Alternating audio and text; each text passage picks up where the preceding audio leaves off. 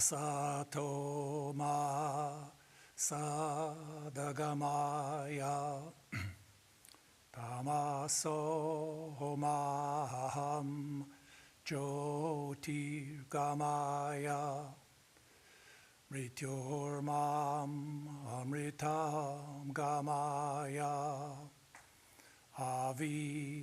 avir maedhi Rudra yate dakshinam mukha te namaha paha inityam.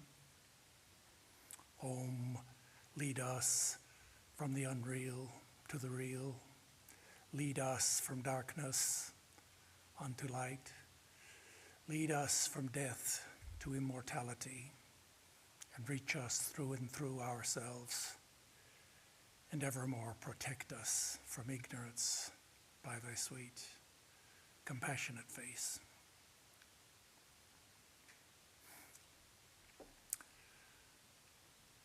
So my subject this morning is, how is the soul reborn? And we're going to be talking about the doctrine of reincarnation.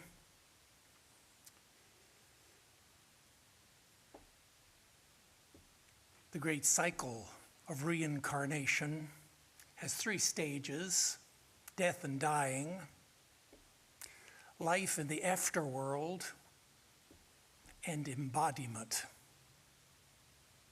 Our subject this morning is going to be all about the third phase of that cycle, that is the process of rebirth. And our authority in this matter, as in all matters of soul, God, and religion, are the sacred scriptures.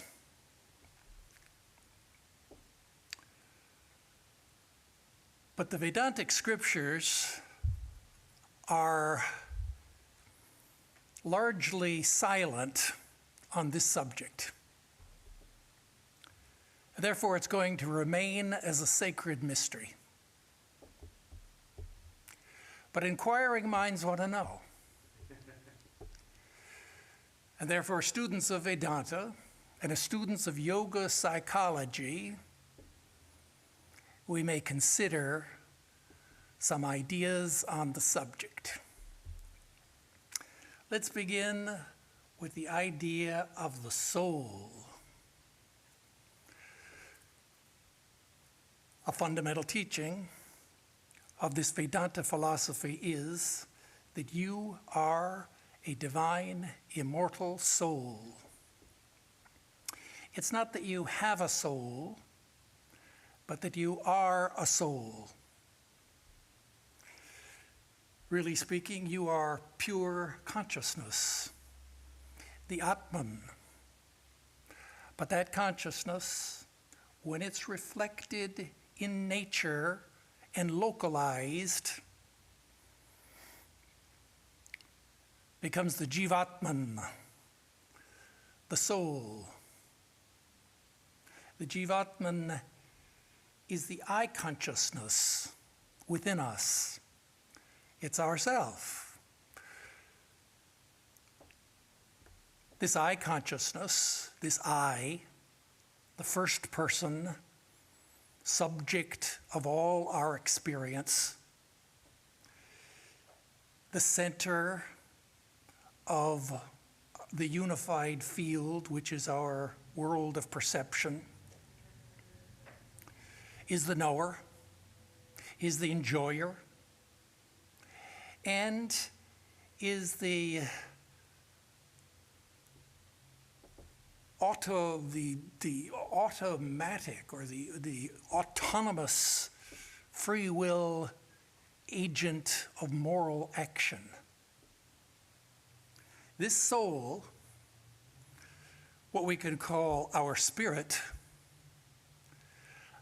identifies with different levels of vibration in the psyche, the first being that of intelligence. The soul identifies with the faculty of intelligence, with its powers of conception and judgment and reason. Our self-consciousness, our I consciousness, identifies with the mind, the locus of thought, thinking, feeling, and willing. It identifies with the memory, the sum total of all of our past impressions and habits and tendencies. It identifies with the faculties of sense and of action. It identifies with the electromagnetic field that's called the pranamaya kosha. All these together form what we call the soul.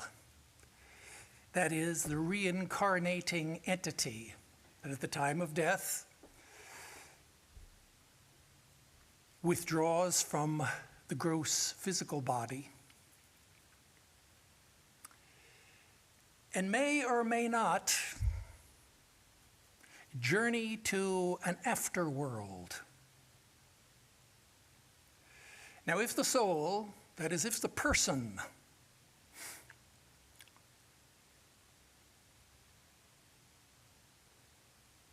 well, we may debate if we call him a person, because he does not yet have a gross body. We could call the personhood, the person. He's a man. That is, he's a human person. This is a human soul. It's not an animal soul. It's not a plant soul. Now, after the death of the gross body, it may be that the soul, if according to his works, that is, if the soul, if that person has done many good deeds and meritorious actions, it may be that after death he merits a reward in some heavenly world, in one of the 7 lokas that transcend this world, or God forbid, the 7 below. And he may go to one of those worlds and spend some time there. Now, these worlds, especially the 3 lower heavens, are worlds of enjoyment. That means we're reaping the happiness rewards of the merit of our good deeds. And what that means is that these worlds are like an all-inclusive resort vacation spa. And during the day, they're planned activities all day long. And you can do whatever you like, or you can just lounge around by the swimming pool. And at night, you wine and dine, and you have professional, wonderful entertainment. It's a world of sensation and great enjoyment and great happy experiences, fun experiences. The problem is that you are in a passive state. You're overwhelmed by all of these experiences that are happening to you. And in fact, in heaven, in the language of the student of the law of karma, you don't make any karma. That is, you're not doing any work. And after a while, almost by the time that your vacation is over, you're getting tired of it. Why? Because you're not doing anything. You feel like you're not progressing. There's no self-conscious volitional action that moves you forward. That's what gives us happiness in life, is progress. You don't make any progress in heaven. And so you feel within yourself that this is, I'm tired of it. And by the time it's over, you're ready to leave, and the gate, you go out the gates, the pearly gates, and the gates close, and there you are. You want to get back to work. You want to go back and do something constructive. And in order to do that, you know that you have to return to the karma bhumi. That means the earth. See, up the pearly gates are up in the astral world. And there you don't make any karma. You have to go back to earth, or some world on the earthly plane, in order to continue your progress. And so the disembodied spirit, we can pick up the story there, where he's now left that heavenly world, and at that time, the spirit soul is at a very high state of mind. He has a mind. He's a spirit soul, right? He identifies with the mind. He has a mind. He thinks. He has language. He speaks in the universal language of mankind. He can talk to himself, so he's thinking. He's thinking about what? He's thinking, I'm glad to be out of there, of heaven. And his mind is very high. Why? Because he is no longer, his mind and his subtle senses are no longer distracted by the pleasures and enjoyments of the heavenly world. Number two, he does not have a gross body, which will drag his mind down. And number three, he's in the astral world. That is, he's far above the pull and the heavy atmosphere and the draw of the gravity of the earth. And so his mind, that is his intellect, his spiritual intelligence is clear and is in tune with the cosmic intelligence. And he thinks kind of like with, in a kind of intuitively, with vision logic.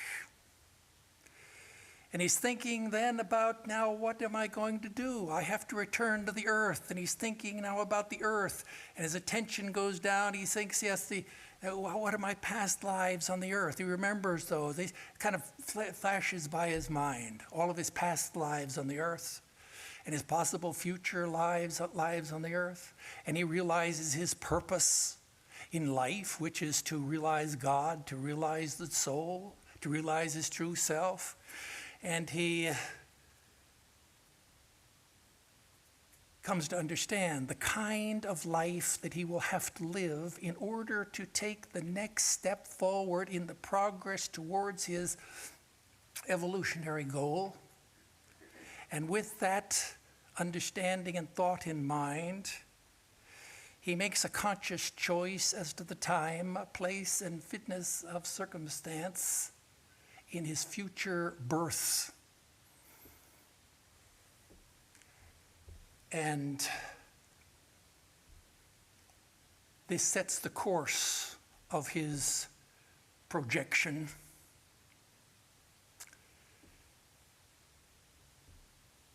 How's he going to get to Earth? Well, maybe he'll buy a ticket. He'll go to the astral airport and he'll buy a ticket. And he's going to fly now back to the earth. But let's look a little bit at that moment of decision.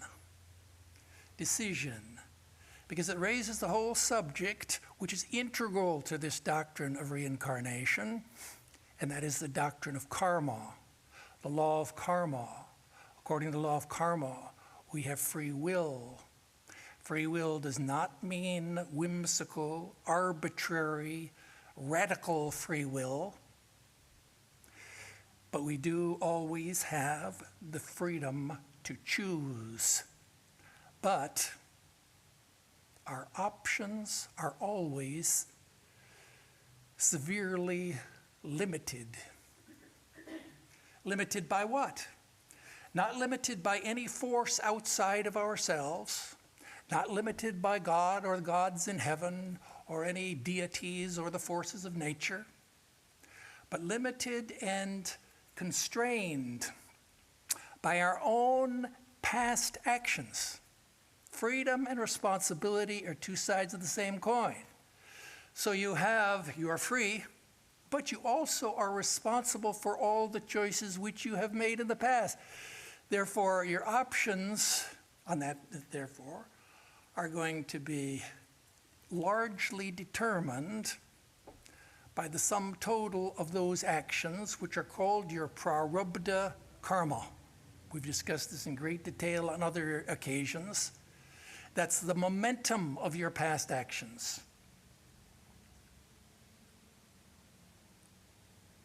Now, all that you are today is the result of what you have done in the past.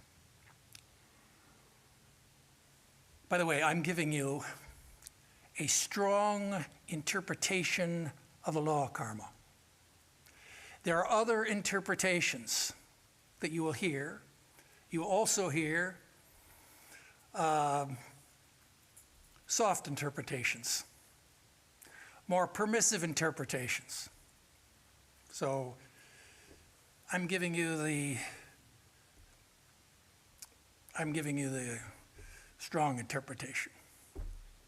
So all you are today, the result of what you have done in the past, your choices, and all that you will be in the future is the result of what you do today. And this movement of the prarabdha karma, that is the force of your momentum of your past actions,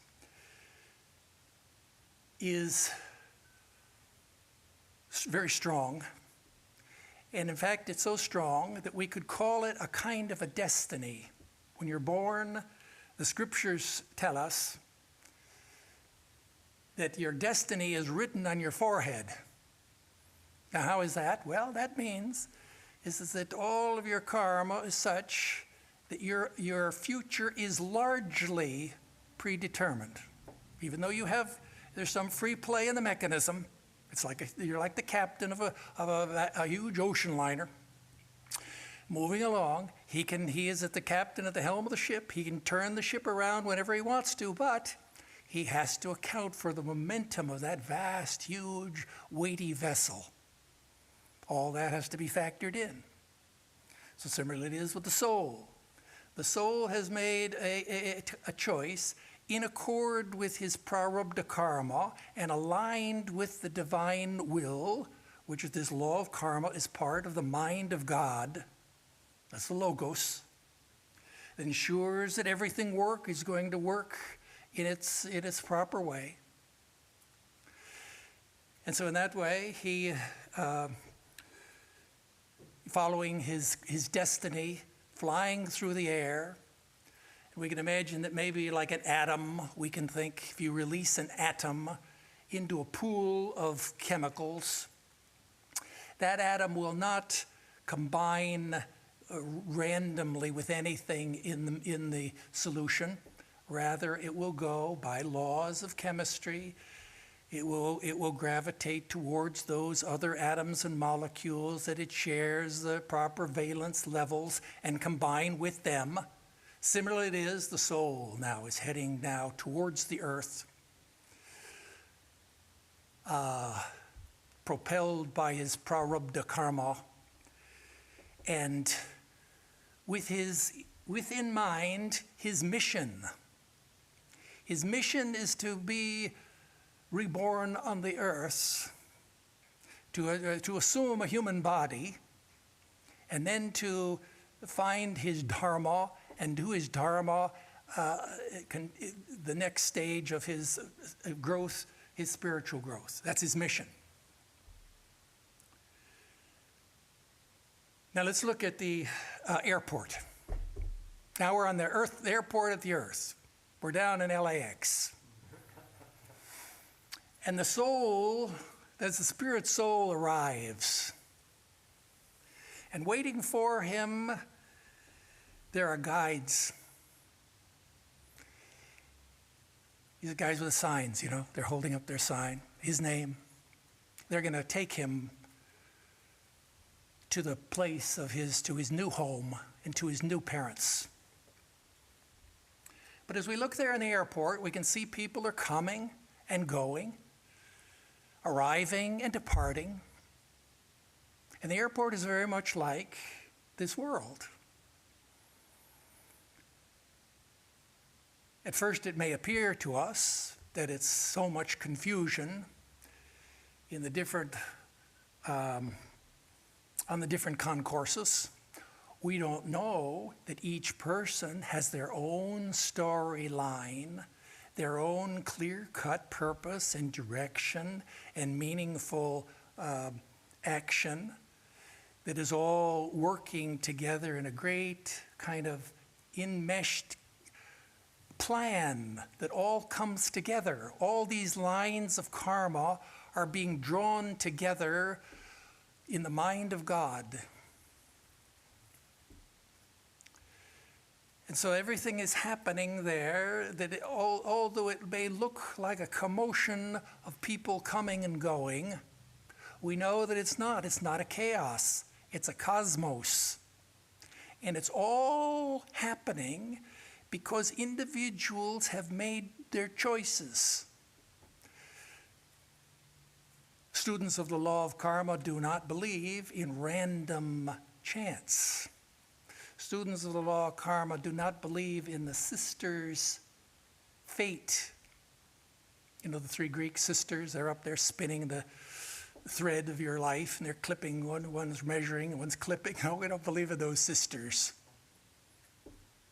The students of the law of karma don't believe in that your life is determined by the goddess of fortune, who's blindfolded, juggling the balls up and down, determining the future of your life. That's not the way it is.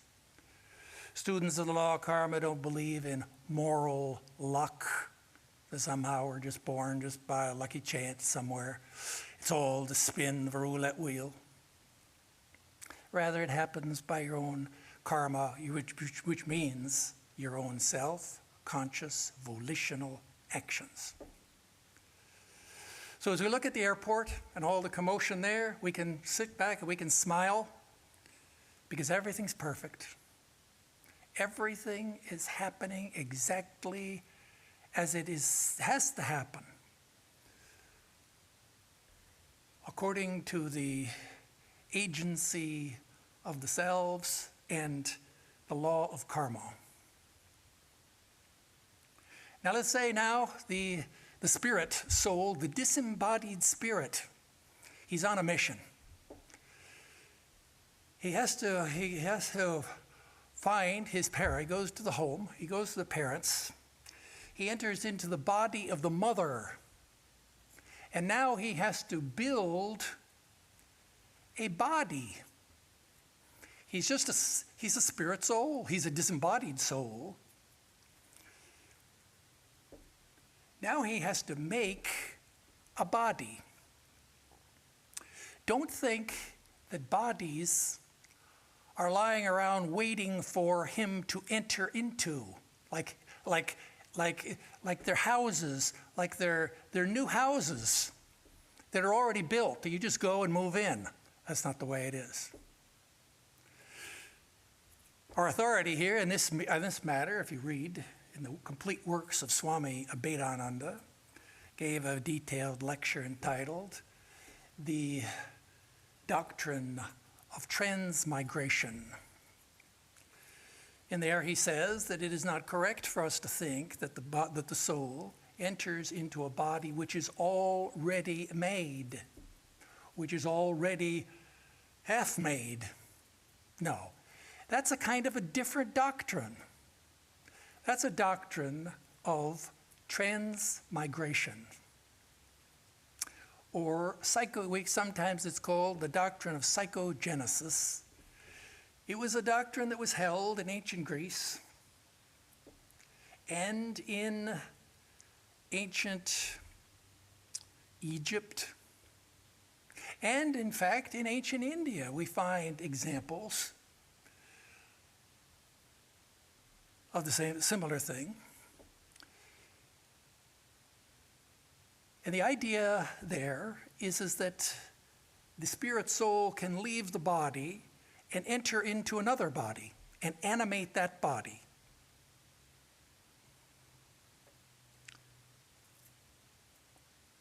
Now there's a story, for example, to illustrate this point. There was a king who, now we're talking about transmigration now. There was a king who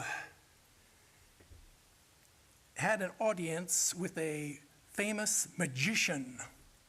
A magician came to the court. And the king wanted to know the secret of how he could leave his body and enter that of another. The magician had all this knowledge and secrets.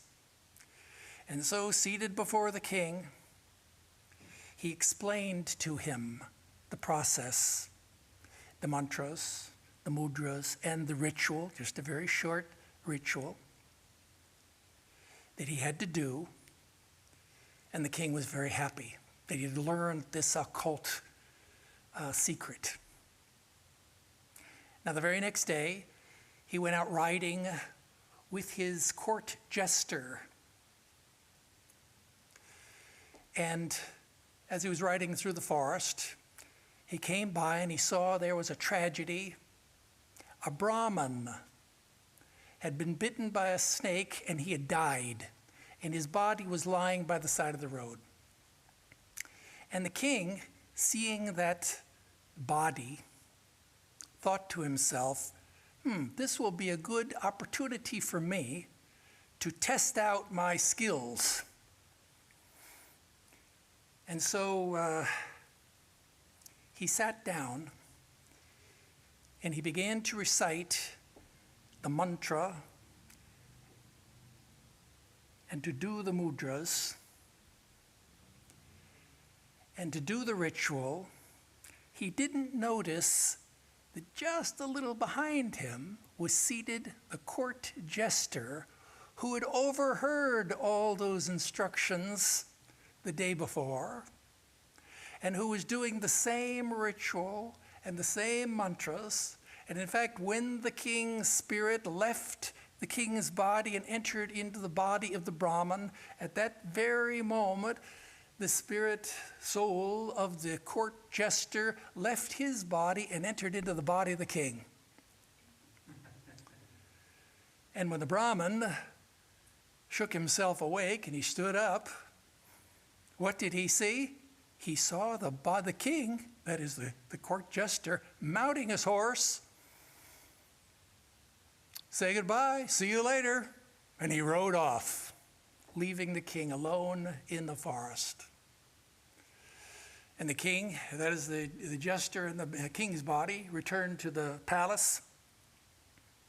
And it wasn't long before the queen and the prime minister realized there's something very wrong here. This is totally very strange, bizarre behavior. And sure enough, very soon there was a knock at the door. And who was there? The Brahmin. And the Brahmin explained the whole thing to the queen and the prime minister. And they hit upon a plan. The queen had a pet parrot, which she loved very much. And there in the company of the so-called king, she said, "Oh, I love this parrot so much, but one thing it doesn't talk. It never talks to me. I want it to talk to me." And she began to complain and began to nag him. Finally, the king said to her, "All right, dear, don't worry. I'll make it talk." And so, unseen by her, he went and he did his ritual and his mantra and mudra, and his soul entered into the body of that parrot. And the parrot began to talk and talk and talk, and the queen clapped her hands, and the prime minister came around behind, grabbed that parrot and wrung its neck. Meanwhile, the Brahman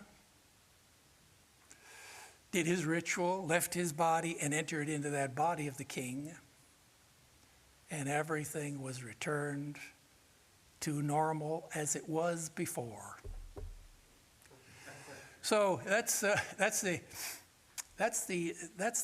doctrine of transmigration. This doctrine of reincarnation is radically different from that. So it's good for us not to get those two things mixed up. And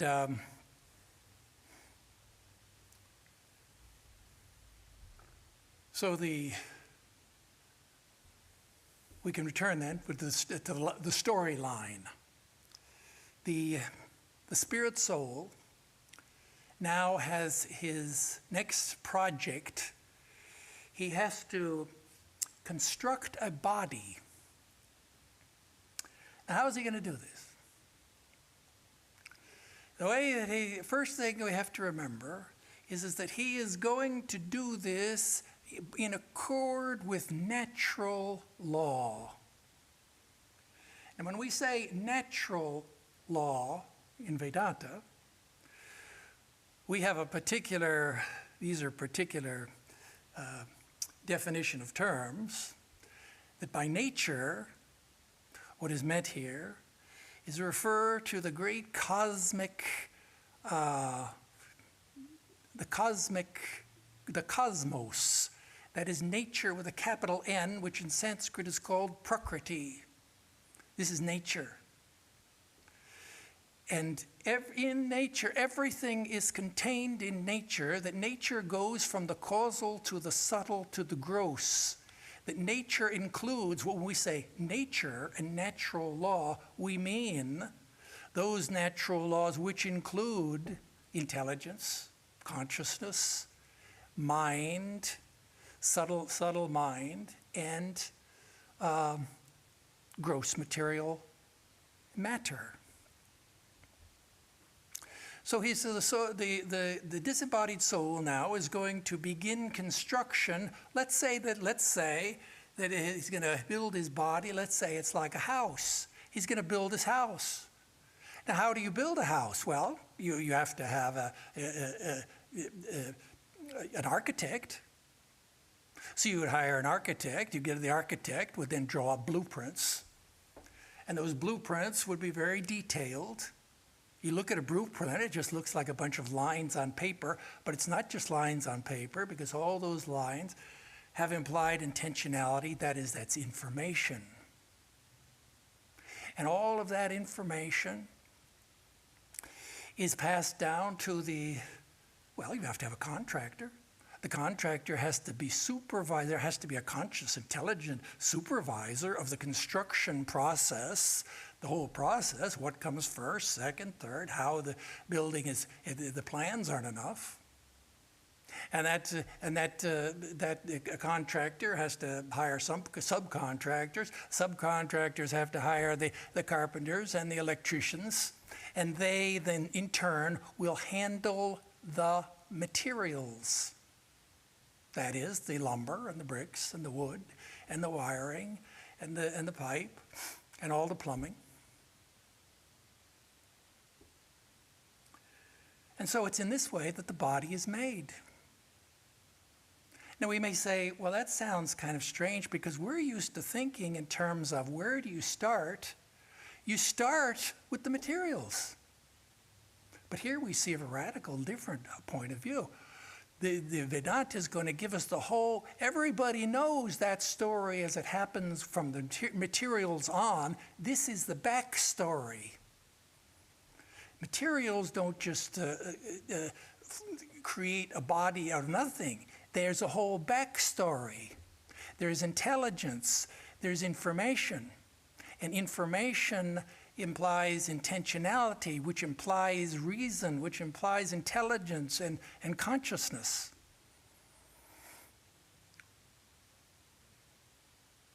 And so in this way, the body is made. It's constructed. Just as we make a house, even though in this account, even though I've given you the occult background story, that's not in the books on behavioral biology. Now you may say, well, that's too mechanical. Let me give another analogy. The analogy here is the analogy of the seed.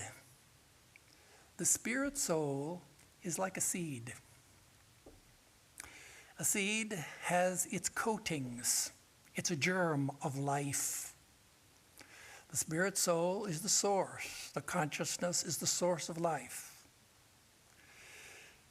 And it begins to vibrate. There is around the self-consciousness, that is the I consciousness, which is at the center, we can visualize a set of concentric forms. In the center is the self-conscious, is the spirit. And as the forms, that's the implicate order. Then there's the explicate order, is the next body around it, and the next body around it. And there are 4 bodies around it. You know, we have 5 bodies. We have a gross body, an energy body, a mental body, intelligence body, and a causal body. But in this scenario, there's no gross body. So he only has 4 bodies. The spirit soul now only has 4 bodies. He has a causal body, intelligence body, a mental body, and an energy body. And they are like, they're in the form of a man. That is,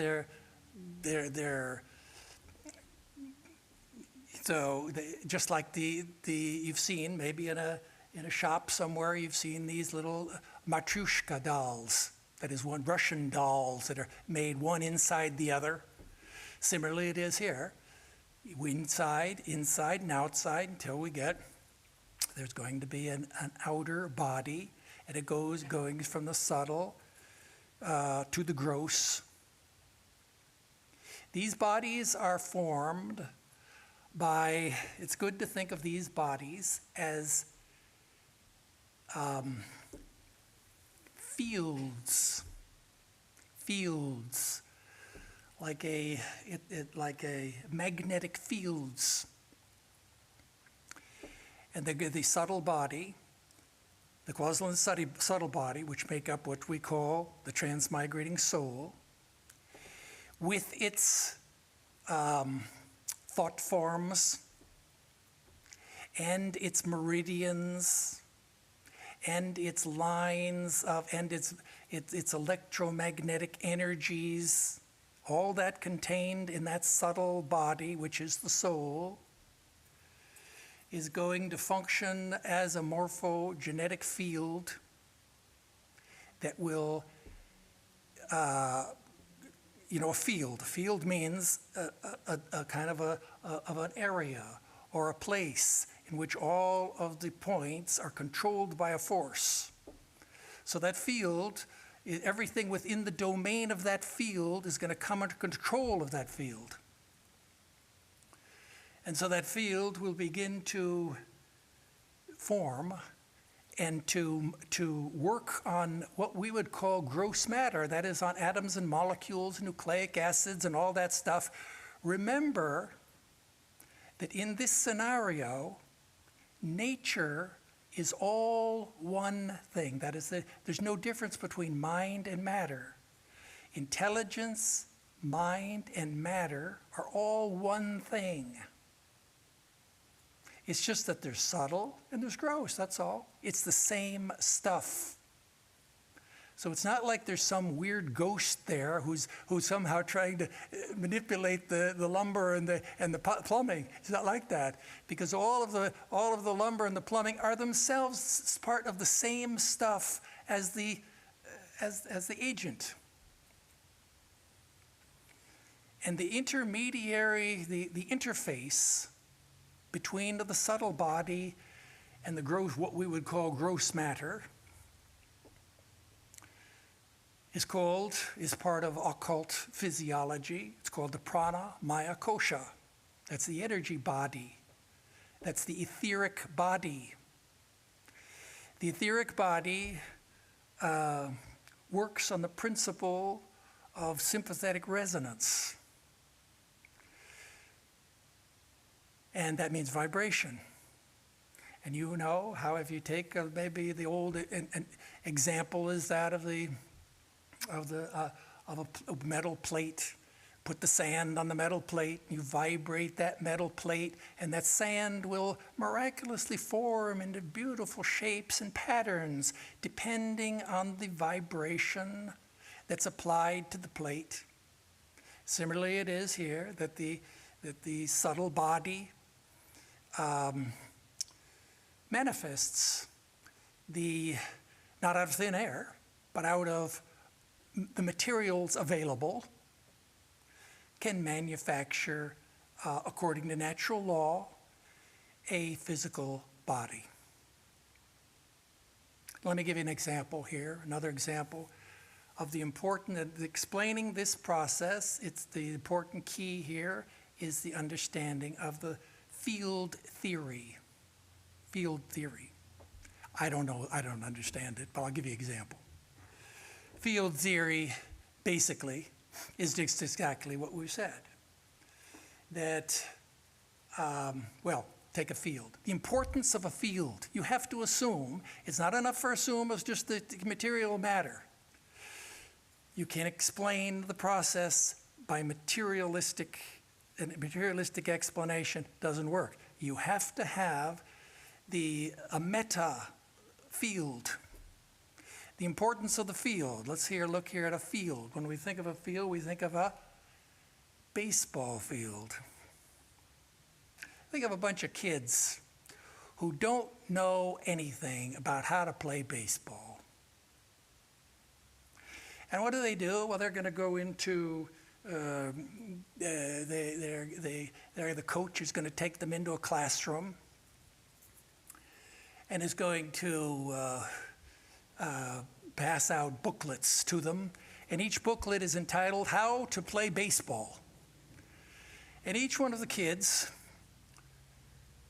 is instructed, they can't read the whole book themselves, but they're instructed to read one particular chapter only, each one, how to play first base. This is assigned to this. You're assigned to read chapter, how to play second base. So this way, each one of the students reads their chapter. Now they have all the information about how to play baseball.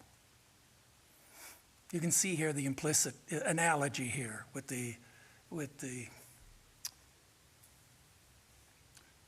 traditional idea. So the point is, each one knows how to play baseball. So now they also have all the bats and the balls and the gloves and the mitts and the padding. That's all there. And now each kid knows how to play. But the first little kid, he's playing first base. He raises his hand. He says, "Coach, I know how to play, but where's first base?" And the coach said, "Oh yeah, okay. Well, let's go outside." So they go out of the classroom. What's out there? A big baseball field. The coach says, "Yeah, you go there, you go there. Second base, yeah, you go over there." And he moves there to the place. Everyone assumes their place in space. And so we can see here the importance. You can't play baseball without the diamond. Similarly, you can't construct a body without a morphogenetic field that will instruct the parts, the components of the body as to how to assemble in space. So it's moving from the subtle space to the gross space. All the same stuff called Prakriti. Now this process, I'll check my time here. Okay. This process is a process of embodiment. This embodiment process is, what do they say? They say ontogeny recapitulates phylogeny. That means this is a process of involution. Just as the universe is created by involution and evolution, evolution, presupposes involution. So also this process is a process of involution. And the spirit soul that we talked about in the beginning of the story, when his mind was in a very high place of spiritual intelligence, now begins to descend into matter. He begins, it's a grossification process. He begins to lose, you know how you get in, you have a project. His project is to build a body. And it's a wonderful, fascinating, engrossing process. And he becomes fascinated. And all of the steps in the process, they're like sponges that just kind of absorbed all his attention. And he forgets time, he forgets who he was, he forgets where he was or what was going on or anything. All he knows is the next step of the process. That is, that spirit soul has been materialized. He's been grossified until at the very end of the process, he has become a body self. He's become a body self. And then he's born. He comes into the world. And as you come into the world, you know, according to the Greeks, you cross over the river Lete. That is the river of forgetfulness. You completely forget everything when you're born. And the soul now comes into the world, doesn't know anything. Is not even conscious in the beginning that he is a self separate from nature. He's a body self, he's one with nature. Time passes, begins to feel. We can imagine how, just imagine a beautiful young ballet, a little ballerina. And that ballerina was maybe taken away from her dance lessons and taken down to the docks in the Navy, and she was put into a heavy deep sea diving suit, and a brass helmet was screwed down, and all the hoses, everything. She was lowered down into the depths of the ocean. And just imagine that poor little girl now. How can she move? How can she act? She doesn't know what to do. She doesn't know how to operate this suit. Similarly, the soul has to begin to learn, has to begin to, all the knowledge is within. There's learning, of course, means remembering, but it's still a process. It's a learning process. Has to learn from nothing. Time passes. Years pass. Pretty soon, maybe the language acquisition device comes online. And that spirit soul begins to be able to represent itself in thought. And its first thoughts at that very, very young age maybe are thoughts of that heavenly world and of the previous life. But very soon, those are the thoughts that are recalled by William Wordsworth in that famous poem, The Ode to Immortality. He recalls vaguely, distantly his youth, how he had these memories. He can't clearly recreate them, but he remembers how he recalled his previous lives. But very quickly, all of those subtle memory, wisps of memory, will very soon be buried under the barrage of sense impressions. And the young person there now being all of that information coming in through the five senses, his actions, all those leaving impressions in the psyche, all that those previous subtle memory, they will all be buried. And so, here we are today. We're still in the same process. We're still in the learning process. We're still trying to figure out and recall what happened. And, well, it may be that many of you are skeptical about this, the doctrine of the soul. And it may be that many of you are skeptical about this doctrine of karma. And maybe you're skeptical about the doctrine of reincarnation.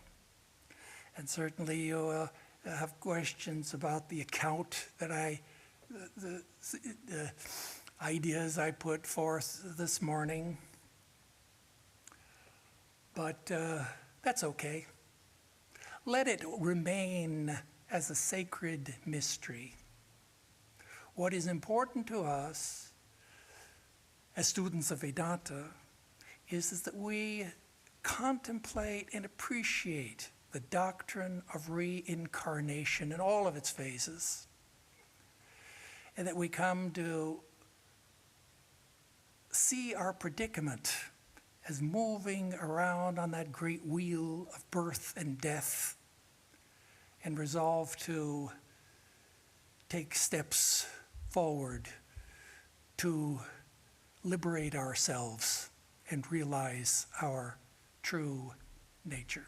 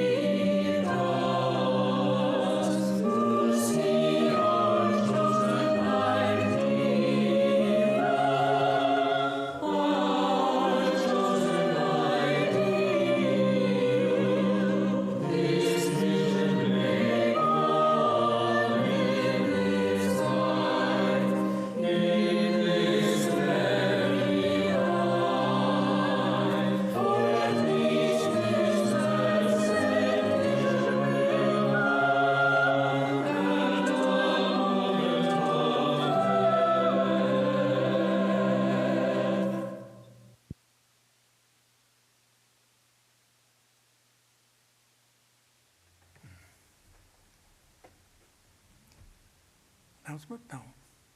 Yes, thank you, Swami Vedarupananda for a very thought-provoking and entertaining talk.